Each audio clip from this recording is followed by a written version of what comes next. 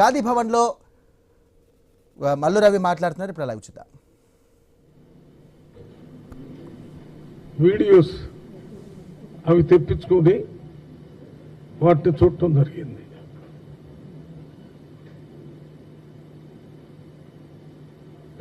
మరి వారు మాట్లాడిన దాన్ని వీడియోలో మేము చూస్తే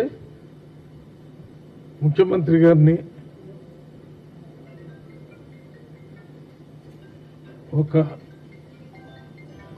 మామూలు వ్యక్తి కంటే తక్కువగా చూపించి పెద్ద అనుచిత వ్యాఖ్యలు చేసినట్టుగా దాంట్లో కనపడుతుంది. దాన్ని దృష్టిలో పెట్టుకుని మేము వివరణ అడగటం జరిగింది. మరి వారు ఇచ్చినటువంటి వివరణని చదివిన తర్వాత మళ్ళొకసారి కూర్చొని ఇంకా దీనికి సంబంధించినటువంటి ఇన్పుట్స్ కూడా చూసాం. నిన్న కొంతమంది ఎమ్మెల్యేలు ఈ సమస్య మీద క్రమశిక్షణ కమిటీకి రిపోర్ట్ ఇస్తామని చెప్పారు.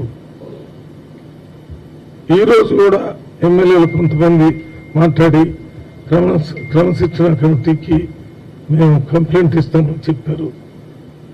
అందువల్ల ఈ ఇష్యూని మేము ఈరోజే ఒక తుది నిర్ణయం తీసుకోకుండా అందరిచ్చినటువంటి కంప్లైంట్స్ ని మళ్ళీ సమగ్రంగా మళ్ళొకసారి డిసిప్లినరీ కమిటీ మీటింగ్ పెట్టి దాని మీద నిర్ణయం తీసుకోవాలనుకున్నాం.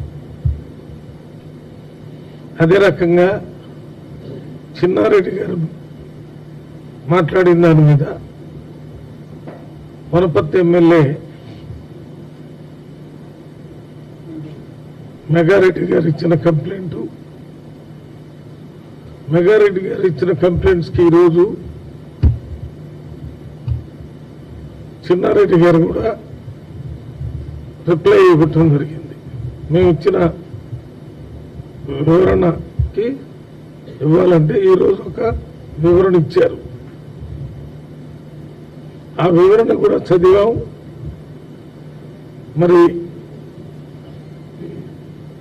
దాంతోపాటు చిన్నారెడ్డి గారు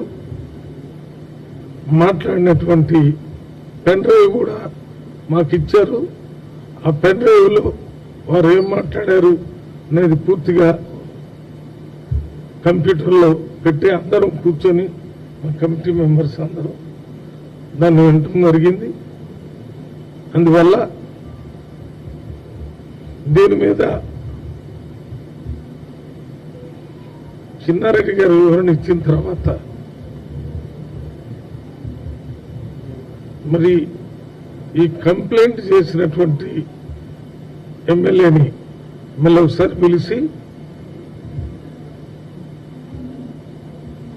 చిన్నారెడ్డి గారు ఇచ్చినటువంటి సమాధానానికి మీరిచ్చిన కంప్లైంట్కి చాలా తేడా ఉంది.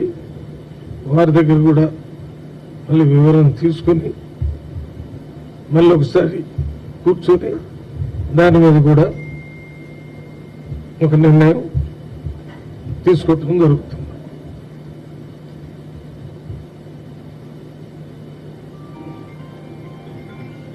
ఆదిలాబాద్ లో జరిగిన ఒక PSC meeting, political affairs committee meeting లో అక్కడ ఆదిలాబాద్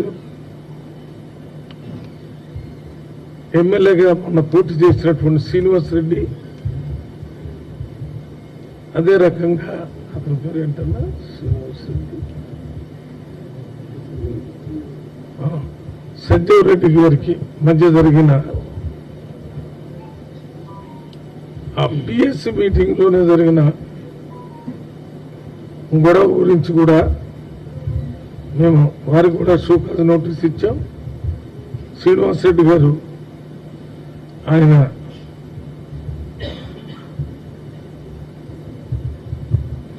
నేను ఆ రోజు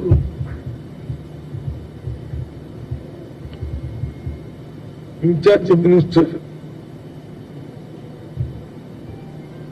జూపల్లి కృష్ణారావు గారు ఏఐసిసి సెక్రటరీ వారి ముందే కొన్ని ప్రత్యేక పరిస్థితుల వల్ల మాట్లాడాను. ఆ మాటలు మాట్లాడకుండా ఉండాల్సింది అది నేను తప్పుగా భావిస్తున్నాను అని చెప్పి ఒకటి ఇచ్చారు. దాని మీద డిసిసి ప్రెసిడెంట్తో మాట్లాడాలని ప్రయత్నం చేశాం. ఆయన ఫోన్లో దొరకలేదు. డిసిసి ప్రెసిడెంట్ పేరు ఏంటన్నా? నరేష్ యాదవ్ గారు. ఆయన ట్రై చేసాం, దొరకలేదు. ఆ రోజు మీటింగ్ లో ఉన్నటువంటి జూపల్లి కృష్ణారావు గారితో మాట్లాడాను. వారి అభిప్రాయం చెప్పారు. డిసిసి ప్రెసిడెంట్ తో కూడా మాట్లాడిన తర్వాత ఈ కేసులో కూడా తుది నిర్ణయం తీసుకోవడం జరుగుతుంది. ఈ మూడు కాకుండా నిన్న మొన్న జక్కిడి ప్రభాకర్ రెడ్డి గారిని సస్పెండ్ చేసిన దాని మీద కూడా ప్రభాకర్ రెడ్డి గారు గాంధీ భవన్కి వచ్చి కొంత